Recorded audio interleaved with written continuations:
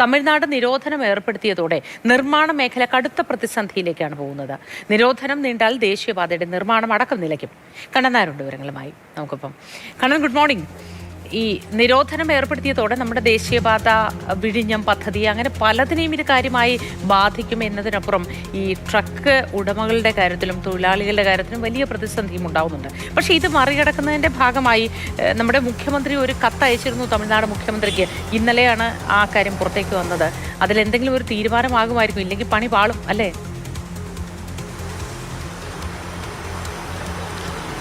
ഈ നിരോധനത്തെക്കുറിച്ചുള്ള വാർത്ത മലയാളം ന്യൂസാണ് പുറത്തു കൊണ്ടുവന്നത്. അതിൻ്റെ അടിസ്ഥാനത്തിലാണ് മുഖ്യമന്ത്രി ബി.ഡി. സതീശൻ തമിഴ്നാട് മുഖ്യമന്ത്രി ജോസഫ് വിജയ്ക്ക് കത്തെഴുതിയത്. ആ കത്തിന്മേലുള്ള ചർച്ചകളൊക്കെ തന്നെ ആരംഭിക്കാൻ പോകുന്നേ ഉള്ളൂ. പക്ഷേ ഇതിൽ പ്രതിസന്ധിയിലാകുന്നത് നമ്മുടെ നിർമ്മാണ മേഖലയാണ്.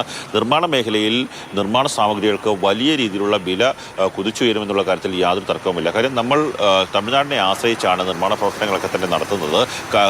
മെറ്റലായാലും എംസാൻഡായാലും പാറയായാലും അവയെല്ലാം തന്നെ തമിഴ്നാട്ടിലെ കോറികളിൽ നിന്നാണ് കൂടുതലായി വരുന്നത്. വലിയ ടോറസ് ലോറികളിലാണ് ഈ സാമഗ്രികളൊക്കെ തന്നെ എത്തിക്കുന്നത്. അതുമൂലം ഈ നിരോധനം മൂലം വലിയ രീതിയിൽ പ്രതിസന്ധിയാകുന്നത് ഈ ലോറി ഉടമകളാണ്. ലോറി ഉടമകൾ ലക്ഷക്കണക്കിന് 65-70 ലക്ഷം രൂപ മുടക്കിയാണ് ലോറികൾ വാങ്ങുന്നത്. സാധാരണക്കാരായിട്ടുള്ള ആൾക്കാരാണ്. അവർ ഒരു ഉപജീവന മാർഗം എന്നുള്ള നിലയ്ക്കാണ് ഇത്തരത്തിൽ ലോറികൾ ഒക്കെ തന്നെ വാങ്ങുന്നത്. അവർ ഒരു മാസത്തെ അവരുടെ ഒരു CC അടവ്, ബാങ്കിലേക്ക് അടയ്ക്കേണ്ട അടവ് എന്ന് പറയുന്നത് ഒരു 80,000 മുതൽ ഏതാണ്ട് 1.25 ലക്ഷം രൂപ വരെയാണ്. 3 മാസം തുടർച്ചയായി ഈ വാഹനം ഓടിയില്ലെങ്കിൽ ഒരു സംശയം വേണ്ട, ഈ ലോറികളൊക്കെ തന്നെ ലക്ഷങ്ങൾ മുടക്കി വാങ്ങിയിട്ടുള്ള ലോറികളൊക്കെ തന്നെ ഈ CC കാർ അല്ലെങ്കിൽ ബാങ്ക് ഉടമകൾ, ഈ വായ്പ നൽകിയ ആൾക്കാർ എടുത്തുകൊണ്ട് പോകുമെന്നുള്ള കാര്യത്തിൽ യാതൊരു തർക്കവുമില്ല. 12 ലക്ഷത്തോളം രൂപ സംസ്ഥാനത്തിന് നികുതിയായി നൽകിയ ശേഷമാണ് ഈ വാഹനങ്ങൾ റോഡിലേക്ക് ഇറക്കുന്നത് പോലും. അങ്ങനെയൊക്കെയുള്ള ഒരു വ്യവസായത്തിൽ നിൽക്കുന്ന ആൾക്കാർക്ക് ഈ നിരോധനം വലിയ രീതിയിൽ പ്രതിസന്ധിയാണ്.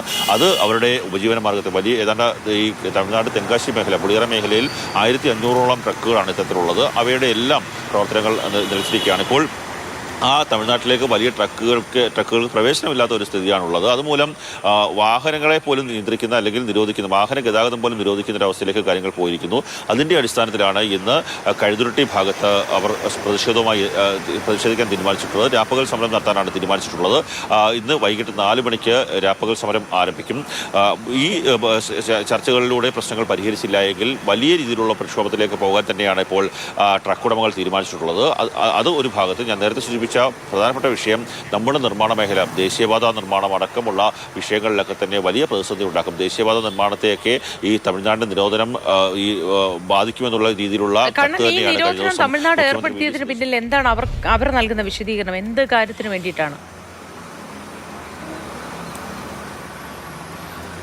അതിലെ ഒരു കാര്യം വായിക്കുമ്പോൾ നമുക്ക് അത് വളരെ വിചിത്രമായി തോന്നാം. അതായത് വലിയ ട്രക്കുകൾ ഈ റോഡിലൂടെ പോകുമ്പോൾ റോഡിന് കേടുപാടുകൾ സംഭവിക്കുന്നു, അറ്റകുറ്റപ്പണി നടത്തേണ്ടി വരുന്നു എന്നുള്ളൊരു കാര്യമുണ്ട്. അത് വളരെ വിചിത്രമാണ്. കാര്യം റോഡിലൂടെ വാഹനങ്ങൾ പോകുന്ന സമയത്ത് സ്വാഭാവികമായി ചിലപ്പോൾ റോഡിൽ കുഴികൾ ഉണ്ടാകാറുണ്ട്, തകരാറുണ്ട്. അതൊക്കെ സ്വാഭാവികമാണ്. അത് അറ്റകുറ്റപ്പണി നടത്തേണ്ടി വരും. അങ്ങനെയുള്ള ഒരു സാഹചര്യത്തെ അങ്ങനെയുള്ള സാഹചര്യം പോലും നിരോധനത്തിന് മാർഗമാക്കുന്നു എന്നുള്ളതാണ് ഏറ്റവും പ്രധാനപ്പെട്ട കാര്യം. മറ്റൊരു കാര്യം എന്ന് പറയുന്നത് അവിടെ അസംസ്കൃത വസ്തുക്കൾ ലഭിക്കാനില്ല. മാത്രമല്ല അവിടെ ഇത്തരത്തിലുള്ള നിർമ്മാണ സാമഗ്രികളുടെ ലഭ്യത കൂടുതലായി വേണ്ടി വരുന്ന ഒരു സ്ഥിതിയുണ്ട്. അവിടെ കൂടുതൽ ഈ സാമഗ്രികൾ വേണ്ടി വരുന്ന ഒരു സ്ഥിതിയുണ്ട്. അതുകൊണ്ട് തന്നെയാണ് നിരോധനം ഏർപ്പെടുത്തുന്നതെന്ന് പറയുന്നു. പക്ഷേ അതിൽ കഴിഞ്ഞ ഒരാഴ്ച മുമ്പ് മദ്രാസ് ഹൈക്കോടതി ബെഞ്ച് ഒരു ഉത്തരവിട്ടിരുന്നു. ഇത്തരത്തിൽ തമിഴ്നാട് കന്യാകുമാരി ചെക്ക് പോസ്റ്റ് വഴിയും അതുപോലെ തന്നെ പുളിയർ ചെക്ക് പോസ്റ്റ് വഴിയും മറ്റ് തമിഴ്നാട്ടിലെ ചെക്ക് പോസ്റ്റുകൾ വഴിയും ഇത്തരത്തിലുള്ള വലിയ ട്രക്കുകൾ കടന്നു പോകുന്നതിന് യാതൊരു തരത്തിലുള്ള നിയന്ത്രണവും ഏർപ്പെടുത്തരുത്, നിരോധനം ഏർപ്പെടുത്തരുത് എന്നുള്ള ഉത്തരവുണ്ട്. ആ ഉത്തരവ് നിലനിൽക്കെ തന്നെയാണ് ഇത്തരത്തിൽ ചില ഉദ്യോഗസ്ഥർ, ഖനന സെക്രട്ടറിയാണ് ഈ ഉത്തരവിറക്കിയത്. അതിൻ്റെ പകർപ്പ് മുഖ്യമന്ത്രിക്കും തമിഴ്നാട് ചീഫ് സെക്രട്ടറിക്ക് അടക്കമുള്ള ആൾക്കാർക്ക് ഈ ഉത്തരവിന് പകർപ്പ് പോയിട്ടുണ്ട്. ആ ഹൈക്കോടതിയുടെ നിയമം കാറ്റിൽ പറത്തിക്കൊണ്ട് ആ ഹൈക്കോടതി നിയമത്തിന് യാതൊരു വിലയും നൽകാതെയാണ് ഇത്തരത്തിൽ ഉദ്യോഗസ്ഥർ ഈ ഒരു നിരോധനം ഏർപ്പെടുത്തിയിട്ടുള്ളത്. അതൊരു സമ്മർദ്ദത്തിൻ്റെ ഭാഗമാണ് എന്നുള്ളൊരു സംശയം കൂടിയുണ്ട്. കാര്യം കൂടുതൽ പ്രാദേശിക തലത്തിൽ അഴിമതി നടത്താൻ വേണ്ടി ഇത്തരത്തിലുള്ള ഒരു നിരോധനം വരുന്ന സമയത്ത് ഈ നിരോധനം മാറ്റാൻ വേണ്ടി വലിയ കോറി ഉടമകളൊക്കെ തന്നെ ചിലപ്പോൾ ഈ ഉദ്യോഗസ്ഥരെ സമീപിക്കും. അതിനുവേണ്ടിയാണ് എന്നുള്ളൊരു ആക്ഷേപം വരുന്നുണ്ട്. അതിനെക്കുറിച്ചുള്ള വിശദീകരണം നമുക്കറിയില്ല. എങ്കിൽ പോലും മുഖ്യമന്ത്രി ഇടപെട്ടിട്ടുണ്ട്, ഒരു കത്തൊക്കെ നൽകിയിട്ടുണ്ട്. അതിൽ എന്തെങ്കിലും ഒരു പ്രയോജനം ഉണ്ടാകുമായിരിക്കാം എന്ന് കരുതാം. അയൽ സംസ്ഥാനങ്ങളാണല്ലോ, ഒരു വിട്ടുവീഴ്ചയ്ക്ക് തയ്യാറായേക്കാം എന്ന് പ്രതീക്ഷിക്കാം.